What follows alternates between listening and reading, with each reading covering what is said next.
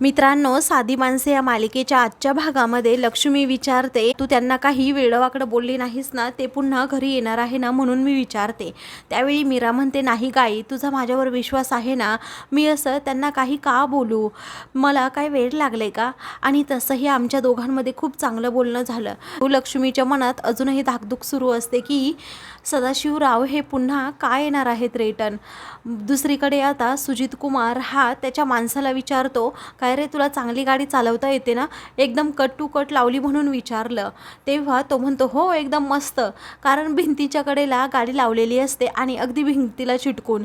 मग आता सुजित कुमार रागातच विचारतो, अरे मी तुझं कौतुक करत नाही आहे, मी आता कसा बाहेर येऊ ते सांग ना, गाडी तोडून येऊ का काय, असं म्हणून तो खूपच चिडतो. दुसरीकडे निरूपा आता तिच्या बहिणीला म्हणते, हे काय स्थळ आपल्याला पसंत नाही. मग आता दाजी काय म्हणाले, मुलगी चांगली आहे तरीही तू नकार का देतेस ग निरू, असं आता तिची बहीण विचारते.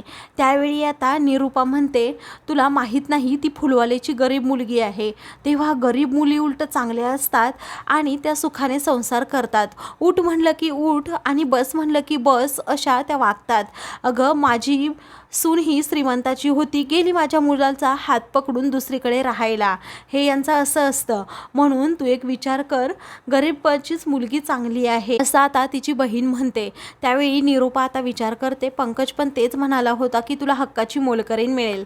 सुजित कुमारने आता त्याचा माणूस मीराच्या घरी पाठवलेला असतो आणि घरी कोण कोण आहे असं पाहून यायला सांगितलेलं असतं. तेवढ्यातच तो माणूस आता तेथे येतो आणि सुजित कुमारला सांगतो, वहिनी आणि तिची आईच फक्त घरी आहे. तेव्हा सुजित कुमार म्हणतो, आज तुमच्या वहिनीला उचलायचीच आणि डायरेक्ट हनीमून, मग नंतर लग्न, हळद साखरपुडा सगळं काही करूयात. तेव्हा ठीक आहे असं आता तो म्हणतो. सत्य आता तेथे रिक्षातून येतो. सदाशिवराव हे रिक्षातून उतरतात आणि सत्याला म्हणतात, तू पण चल. मग आता तो म्हणतो, माझं काय काम आहे तिकडे. तरीही आता सदाशिवराव म्हणतात, पाहुणे आहेत आपले, तुझी वहिनी आहे ना, मग चल.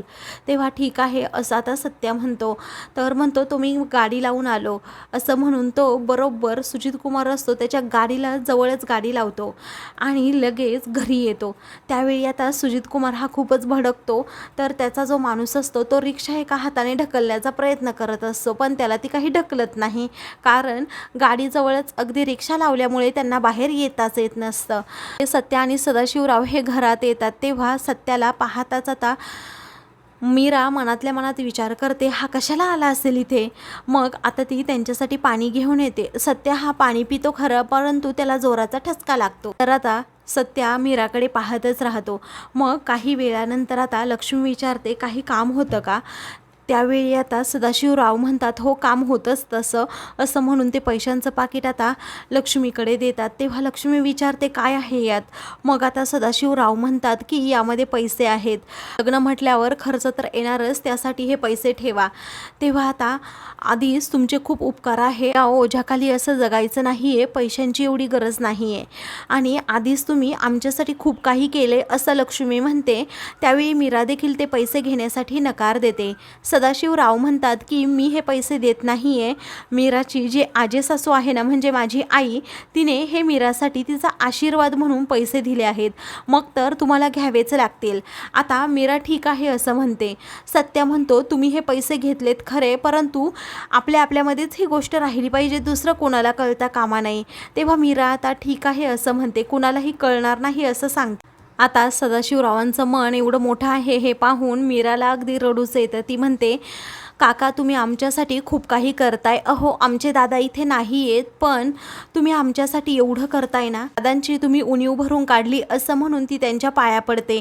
सदाशिवराव म्हणतात, बाळा असं पाया पडू नको, अगं तू माझी मुलगी आहे आणि मुलगी म्हणजे घरची लक्ष्मी असते, लक्ष्मीने बापाच्या कधी पाया पडायचं नसतं. त्यानंतर सत्या म्हणतो, बाप आता निघावं लागेल, निरूपा इकडे आपल्याला शोधत येईल नाही तर. तेव्हा ठीक आहे असं सदाशिवराव म्हणतात. तर सत्या आता रुमाल झटकतो, त्याच्यातून लिंबू खाली पडतो. तेव्हा तो लिंबू घेण्यासाठी जरा दुसरीकडे जातो.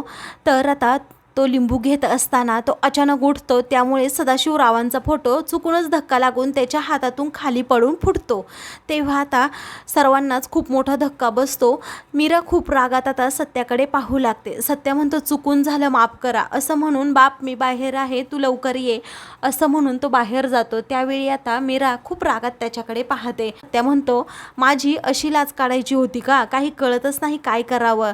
ती धूमकेतू माझ्याकडे किती रागात पाहत होती, असं म्हणून त्याचं समोर लक्ष जातं.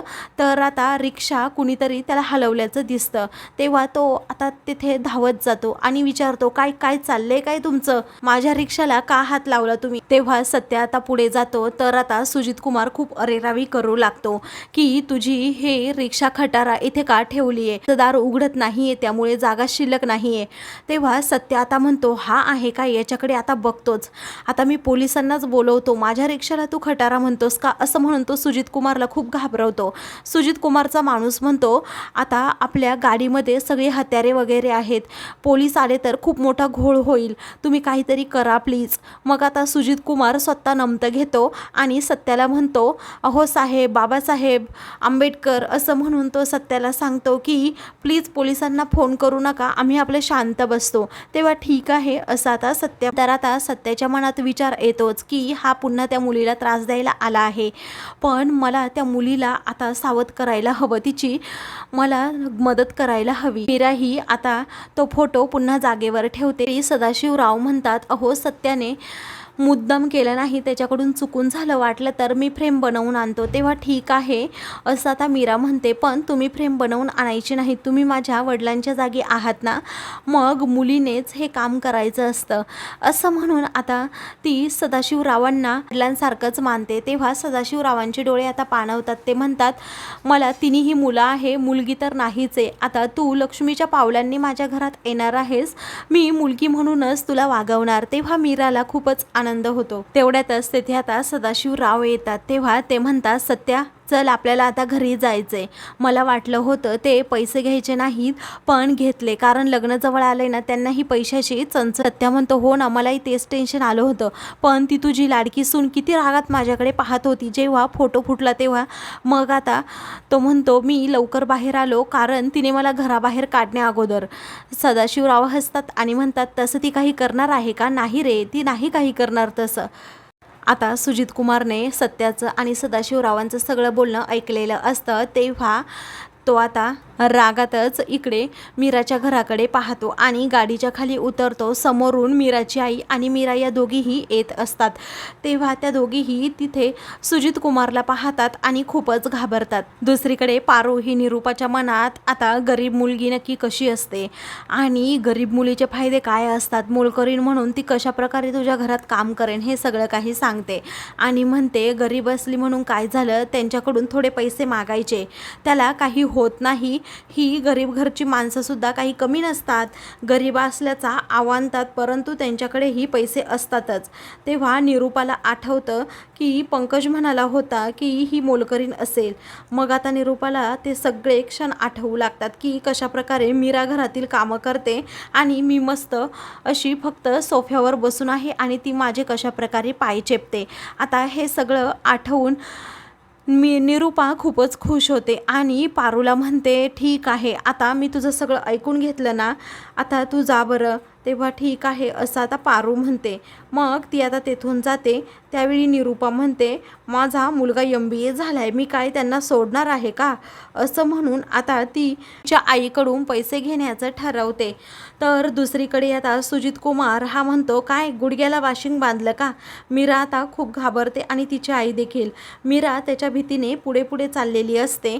तर आता सुजित कुमार तिच्या जवळ येत असतो. तेव्हा आता मीरा ही त्या सायकलला जाऊन जोरात धडक. लक्ष्मी आता तिला सावरते आणि म्हणते, काळजी करू नकोस. तर आता सुजित कुमार अगदी मीराच्या जवळ येणार असतो. तेवढ्यातच सत्य आता तेथे येतो आणि दोघांच्या मध्येच रिक्षा घालतो. तेव्हा सुजित कुमार रागातच म्हणतो, काय रे, तुला दिसत नाही का? सत्या म्हणतो, हो, बाजूला गुपचूप निघ इकडून, असं म्हणून तो आता मीराला त्या सुजित कुमारपासून वाचवतो. आता मीरा आणि लक्ष्मीच्या जीवात जीव येतो तेव्हा सदाशिवराव म्हणतात, चला तुम्ही मंदिरात चालले आहात ना. तेव्हा आता लक्ष्मी म्हणते, हो. मीरा आणि लक्ष्मी या दोघीही आता रिक्षामध्ये बसतात आणि सुजित कुमारच्या तावडीतून सुटतात. तेव्हा सुजित कुमार म्हणतो, आज सुटल्या पण उद्या मी यांना पकडणारच आणि तिला तर घेऊन जाणारच आहे, असं म्हणून तो खूपच चिडतो. त्यावेळी त्याचा माणूस म्हणतो, चला आपण मंदिरात जाऊन राडा करूया, तेव्हा सर्व पाप मी माझ्या अंगावर घेऊ का, असं रागातच सुजित कुमार म्हणतो. इकडे आता सदाशिवराव हे मीरा आणि तिच्या आईला तेथे मंदिराजवळ उतरवतात. तेव्हा लक्ष्मी म्हणते, तुमचे खूप उपकार झाले दादा. तेव्हा ते म्हणतात, कसले उपकार हो, कर्तव्यच आहे हे. त्यावेळी आता सत्या मनातल्या मनात मीराकडे पाहत विचार करत असतो, ही बिचारी, हिचं तर लग्नानंतर आयुष्यच थांबणार आहे, कारण त्या नालायक पंकजबरोबर हिचं लग्न होणार आहे. पण आता ही जेवढी खुश दिसते ना तेवढी खुश नंतर नसणारच आहे, असं म्हणून त्याला तिच्याबद्दल खूप वाईट वाटतं. मित्रांनो, पुढील भागामध्ये आता मीराच्या तेथे फुलाच्या स्टॉलवर आजी येते आणि म्हणते की मला फुले पाहिजेत. तेव्हा मीरा म्हणते की ही फुलं घ्या, परंतु आल्यानंतर पैसे दिले तरी चालते. ती आजी म्हणते, मी तुम्हाला पैसे दिले आहेत. मीरा म्हणते, नाही हो आजी, तुम्ही पैसे नाही दिले. तर आता आजी म्हणते, ही मुलगी खूप खोटारडी आहे, सत्या इकडे ये रे. तेव्हा मीरा सत्याकडे पाहतच राहते. अशाच मालिकेंचे पुढील भाग पाहण्यासाठी चॅनलला सबस्क्राईब करा.